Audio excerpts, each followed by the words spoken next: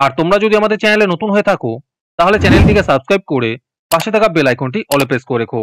তাহলে পরে ক্লাসের ভিডিওগুলি আমি আপলোড করলেই তোমাদের কাছে নোটিফিকেশন পৌঁছে যাবে। তাহলে শুরু করা যাক। ১ নম্বর স্কুলের প্রথমে আছে সঠিক উত্তরটি বেছে নিয়ে লেখো।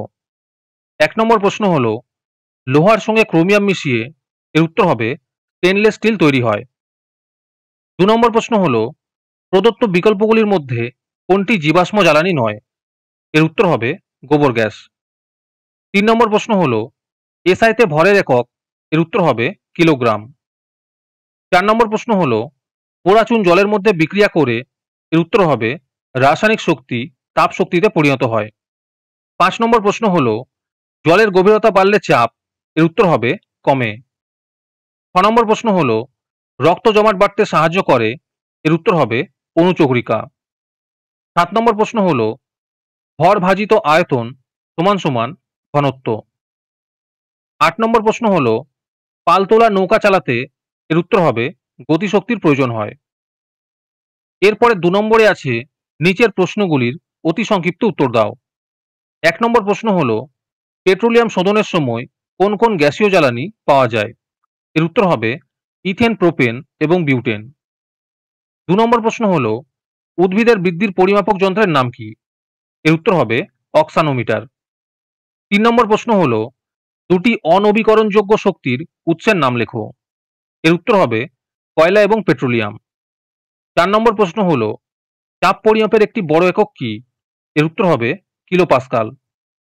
৫ নম্বর প্রশ্ন হলো ক্ষেত্রফল বেশি হলে চাপ বাড়ে না কমে? এর উত্তর হবে কমে। ৬ নম্বর প্রশ্ন হলো আমাদের হাতের ৫টি আঙ্গুলে কটি হাড় আছে? এর উত্তর হবে ১৪টি। ৭ নম্বর প্রশ্ন হলো বল ও সকেট সন্ধি কোথায় দেখা যায়? এর উত্তর হবে কাঁধ ও কোমরে। তোমাদের মধ্যে থেকে যে কোনো ১০ জন আজকের ক্লাসের পিডিএফটি ফ্রিতে পেতে পারো। তারপর খাদ্য গ্রহণ করা উচিত। যে কোনো একটি প্রশ্নের উত্তর দাও। এই প্রশ্নের উত্তরগুলি আমি তোমাদের দেখিয়ে দিচ্ছি, তোমরা দেখে দেখে নোট ডাউন করে নিও। ১ নম্বর প্রশ্ন হলো পাললিক শিলা কাকে বলে? উদাহরণ দাও। ২ নম্বর প্রশ্ন হলো খনিজ বা মিনারেল কাকে বলে?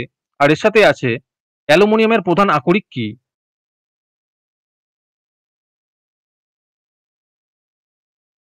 তারপরে ৪ নম্বরে আছে যে কোনো ৪টি প্রশ্নের উত্তর দাও। ১ নম্বর প্রশ্ন হলো স্বাভাবিক পুষ্টির জন্য আমাদের কি কি খাদ্য গ্রহণ করা উচিত? আর তার সাথে আছে ভালো স্বাস্থ্যের লক্ষণগুলি কি কি?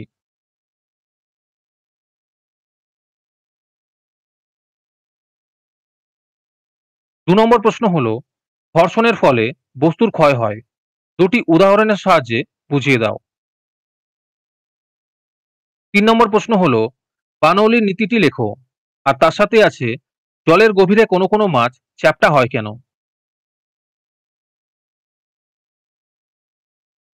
৪ নম্বর প্রশ্ন হলো ফুসফুসের কাজ লেখো।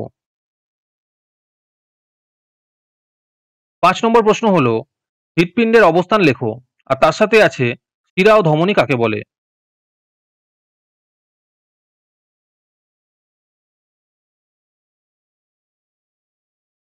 ৬ নম্বর প্রশ্ন হলো গতিশক্তি ও স্থিতিশক্তি কাকে বলে?